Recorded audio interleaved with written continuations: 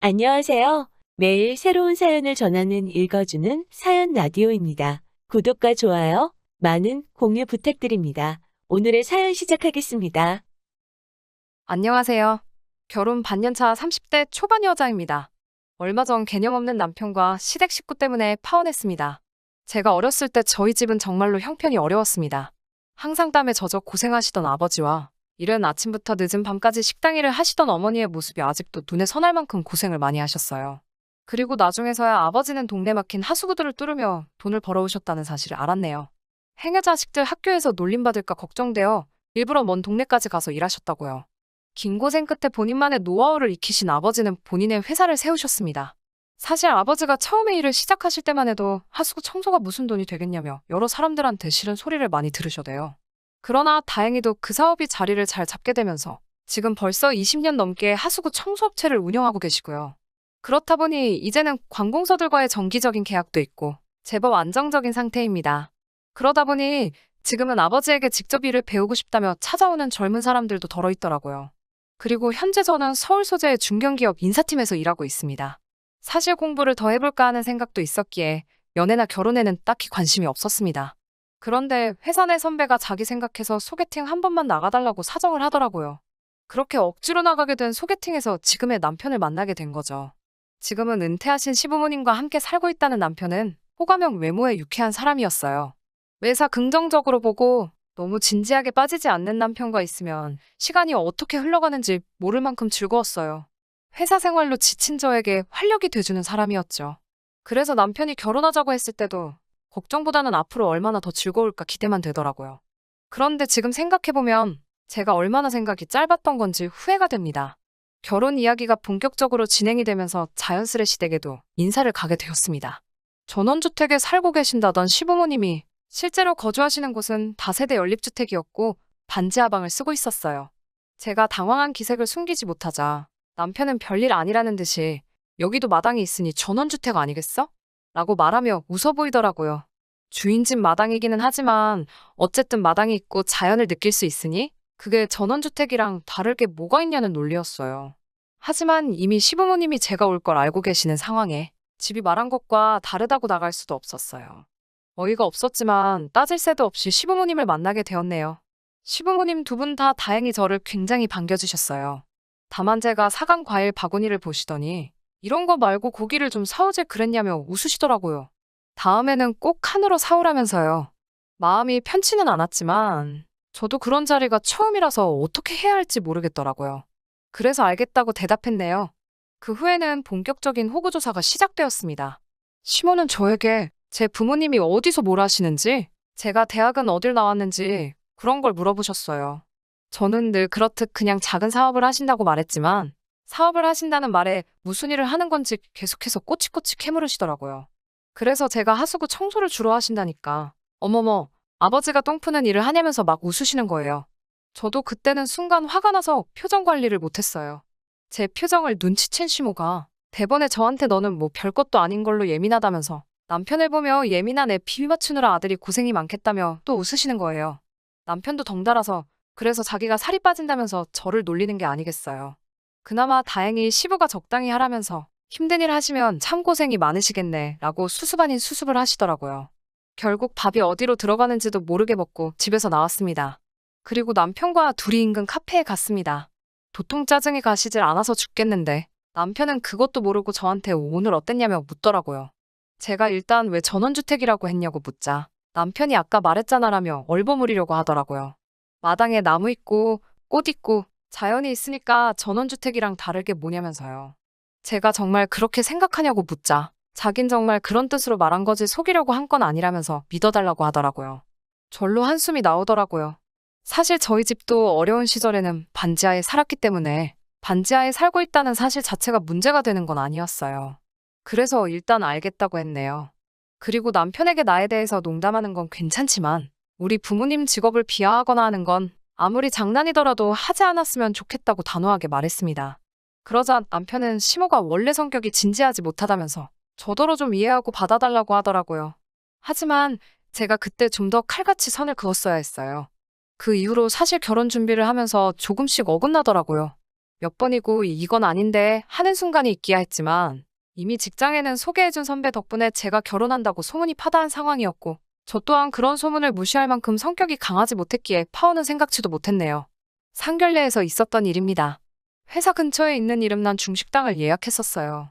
약속 시간에서 15분이 지나 도착한 시부모님은 저희 부모님에게 늦어서 죄송하다는 말씀조차 안 하시더라고요. 기껏 하신다는 말씀이 식당이냐고 찾기도 어려운 데 있다면서 저더러 다음에는 1층에 찾기 쉬운 곳으로 고르라고 핀잔을 주시더라고요. 그리고 이윽고 음식이 나오기 시작했어요. 코스 요리에 짜장면은 없었는데 시모가 워낙 좋아한다고 해서 특별히 짜장면도 같이 나오게 해드렸거든요. 짜장면이 나오자마자 시모가 대뜸 저희 아버지에게 사돈은 맨날 똥을 퍼대시니 이런 똥같이 생긴 음식들은 쳐다도 보기 싫지 않습니까? 하고 묻는 거예요. 그러면서 혼자 뭐가 그렇게 웃긴지 박장대소를 하더라고요. 저랑 저희 부모님은 순간 이게 무슨 소린가 벙쪄서 황당한 얼굴로 그런 시모를 쳐다봤고요. 시부는 시모한테 또 저런다며 한 소리 하기는 했지만 말리지는 못했고 남편 역시 저희 아버지에게 원체 저희 어머니가 장난이 심하시다며 이해해달라고 가볍게 이야기하더라고요. 괜히 이런 기분 나쁜 농담을 하려고 일부러 짜장면을 시키셨다는 생각도 들더라고요. 저희 부모님은 음식하고는 상관없지요라고 하시며 최대한 의연한 모습을 보이셨지만 저 때문에 이런 수모를 겪으시는 것 같아서 제가 정말 눈물이 다 나더라고요. 제 눈물을 보시더니 시모는 저를 보면 너는 참 성격이 별나다. 그게 뭐라고 이렇게 유난이니? 너네 부모님이 키우느라 고생했겠어라고 말씀하시더라고요. 결국 서로 불편한 식사만 하고 별 이야기도 나누지 못한 채 흐지부지 상견례가 끝났습니다. 그날 저녁 당연히 저희 부모님은 저에게 결혼은 다시 한번 생각해보라고 하셨죠. 하지만 남편이 찾아와 시모가 지나쳤다며 자기를 보고 한 번만 용서해달라고 하더라고요. 아직 남편에 대한 사랑이 남아있었기에 저도 더 모질게 굴지 못했습니다. 그리고 경제적인 부분에 있어서는 시부모님 같은 경우 수입이 없으신 상황이었기 때문에 남편이 생활비를 보태드리고 있었어요. 저 역시 제 앞으로 남은 학자금 대출이 있었기 때문에 결혼한 이후로도 공동 생활자금을 마련해서 쓰고 그 외 부분은 서로 상관하지 않기로 했고요. 다만 결혼식 비용과 같이 살 집에 대해서는 반반씩 하기로 했었고요. 그런데 막상 살 집을 알아보기 시작하니 집값이 만만치 않더라고요. 게다가 제가 모은 돈 1억에 남편도 1억을 가져오겠다고 했으니 2억이 있었고 각자 직장이 있으니 대출받고 하면 얼추되지 않을까 생각했는데 남편이 갑자기 1억은 어려울 것 같다고 배째라는 식으로 나오더라고요. 자기가 말한 1억에는 지금 시부모님이 살고 계신 반지하 보증금이 포함된 거라면서요. 그럼 모시고 살아야 된다고요. 제가 결국 이 문제를 친정 부모님께 말씀드렸고 그러자 친정 아버지께서 그런 시부모님까지 모시고 어떻게 사냐면서 아버지가 도와줄 테니 그 보증금은 손대지 말라고 하시더라고요. 사실 이때 과감하게 결혼을 무르던지 했어야 했는데 제가 어리석었습니다. 결국 친정 부모님의 도움을 받아서 서울 근교에 있는 정말 작은 아파트 하나를 구할 수 있었습니다. 그 와중에 남편은 공동명의로 하자고 하더라고요. 빚이 있어야 열심히 살아가는 원동력이 된다는 말 같지도 않은 소리를 하면서요. 능글능글하고 뻔뻔하게 나오는 남편의 모습에 저는 너무 화가 나서 아파트 계약을 저희 어머니 이름으로 해버렸어요. 어차피 남편이 보탠 돈은 4천만 원이 전부였고요. 그리고 그 이후에 결혼식까지는 그럭저럭 순탄하게 흘러갔습니다. 남편이 작은 소소한 것들을 본인 마음대로 해석해서 지나치게 긍정적으로 미화한 것들이 있긴 했지만 저도 이미 적응할 만큼 적응한 상태여서 그러려니 했네요. 하지만 얼마 전 시모가 다시 한번 넘지 말아야 할 선을 넘으셨네요. 얼마 전 저희 아버지 생신날 있었던 일입니다. 결혼 전에는 부모님 생신이면 제가 늘 식사를 준비했었는데 결혼하고 나니 그것도 쉽지 않더라고요. 그래서 온 가족이 밖에서 저녁 식사를 하기로 했죠. 남편한테도 퇴근하고 바로 식당으로 오라고 주소를 알려줬고요. 6시가 되고 제가 먼저 도착한 뒤 부모님도 오셔서요. 그런데 남편이 늦어지더라고요. 제가 어디냐고 전화를 걸자 남편이 시댁에 가고 있다는 거예요. 제가 오늘 우리 아빠 생신인 거 잊었냐고 하자 지금 시댁에 뭐 일이 생겼다며 빨리 가봐야 할 것 같다고 저더러 잘 이야기해달라고 하더라고요. 제가 아버지한테 이렇게 이야기를 전하자 아버지가 그럼 너도 얼른 가보라며 저녁은 다음에 먹자고 하시더라고요. 제가 나오라는 이야기는 없었다고 괜찮다고 했지만 아버지는 새로 들어온 며느리가 시댁에 무슨 일이 있다는데 나 몰라라 하는 건 경우가 없는 거라며 얼른 가라고 하시더라고요. 그렇게 결국 저녁도 못 먹고 바로 시댁으로 향했습니다. 택시를 타고 시댁으로 가고 있는데 남편에게 전화가 오더니 대뜸 지금 아버님이랑 같이 있냐고 묻더라고요. 그래서 내가 아니 나 지금 어머님 댁으로 가고 있다고 하니까 저 말고 아버님이 오셔야 된다는 거예요. 그래서 우리 아빠는 왜요? 라고 물었죠. 그러자 남편이 한다는 소리가 지금 주인 집 내 하수구가 역류를 하고 난리가 나면서 시어머니 집에도 난리가 났다는 거예요. 그런데 어머님이 주인 집에다가 사돈이 똥 푸는 회사를 한다고 자기가 지금 부르겠다며 걱정 말라고 큰 소리를 치셨대요. 그 이야기를 듣는데 얼마나 화가 머리 끝까지 나던지요.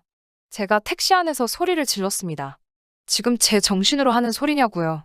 그러자 남편은 가뜩이나 지금 반지하 전세 계약 기간이 얼마 안 남아서 시부모님이 어떻게든 주인 집에 잘 보여야 되는 상황이라며, 그러니까 저더러 시부모님 모시고 살기 싫으면 아버님하고 와서 빨리 하수구를 뚫으라는 거예요. 제가 아니 다른 사람 불러서 하면 되지 왜 우리 아빠를 찾냐고 소리를 지르니까 니네 아빠가 잘 뚫는다며라며 남편도 질세라 소리를 지르더라고요.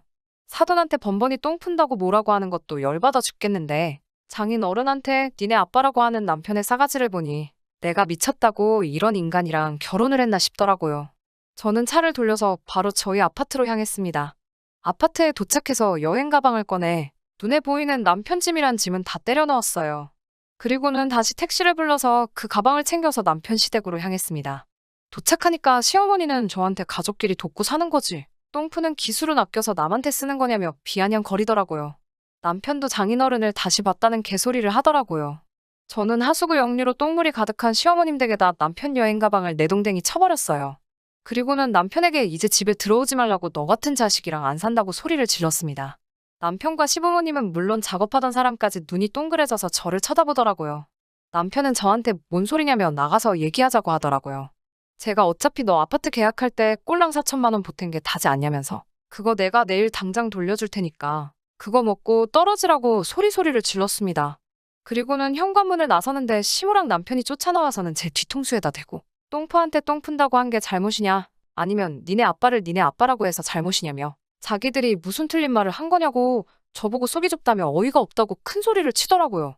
순간 뺨이라도 한 대 쳐버릴까 생각이 들더라고요. 그때 제 눈에 임시로 양동이로 퍼놓은 똥물이 보이대요. 저는 그 양동이를 들어서 그 모자에게 쏟아버렸습니다. 시모는 어프어프거리면서 비명을 지르고 남편은 저를 한 대 치기라도 할 듯이 손을 들어 올리더라고요. 저는 아직 제 손에 들려있던 그 양동이로 남편 머리통을 갈겨버렸습니다. 두 모자가 저를 미친 여자 보듯 쳐다보면서 서로에게 괜찮냐고 연신 물어대는 꼴을 보니 우습기만 하더라고요. 저를 고소하겠다고 고래고래 소리를 치기에 고소할 테면 하라고 했습니다. 그럼 나도 너 그 4천만 원 안 주면 그만이라고요.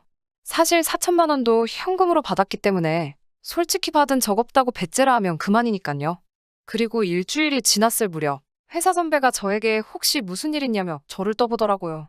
저는 더 이상 회사 사람들 눈치를 보기도 싫었고요. 그래서 그동안 있었던 일을 다 말해주면서 더 이상 그 남자랑 살고 싶지 않으니까 선배도 제 이야기 그쪽에 전달하지 않았으면 좋겠다고 말했습니다. 혼인신고도 하지 않았었기에 따로 이혼 절차 밟을 것도 없었고요. 얼마 뒤에 우연히 듣게 된 바로는 결국 반지하 재계약은 못했다고 하더라고요. 자꾸 반복되는 하수구 역류 때문에 주인집이 대대적으로 공사를 하기로 했대요. 저 역시 아파트 팔고 지금 친정부모님과 다시 같이 살기 시작했어요. 비록 결혼은 이렇게 끝이 났지만 덕분에 저는 할 말은 하고 살아야 한다는 좋은 교훈을 얻었습니다. 4천만 원도 아직 돌려주지 않았고요. 남편에게선 지금도 하루에 12번은 연락이 오는 것 같습니다. 하루는 잘못했다, 다음 날은 돈이라도 돌려달라, 또는 너무한다며 몇 번씩 저를 힘들게 하네요. 시모는 여전히 고소타령이고요. 제 마음이 좀 더 편해지면 그때 돈은 돌려줄까 싶네요. 저희 부모님이 했던 것처럼 힘을 합쳐서 가난은 이겨낼 수 있다고 생각하지만 근본부터 인성이 되먹지 못한 사람들을, 평생을 그렇게 살아온 사람들을 제가 무슨 수로 고쳐쓰겠어요. 저한테 꼬리표 하나는 남겠지만 후회가 남지 않는 선택이라고 생각합니다. 긴 이야기 들어주셔서 감사합니다. 오늘의 사연은 여기까지입니다. 구독과 좋아요, 알람 설정해주시면 앞으로 더 좋은 사연으로 찾아오겠습니다. 감사합니다.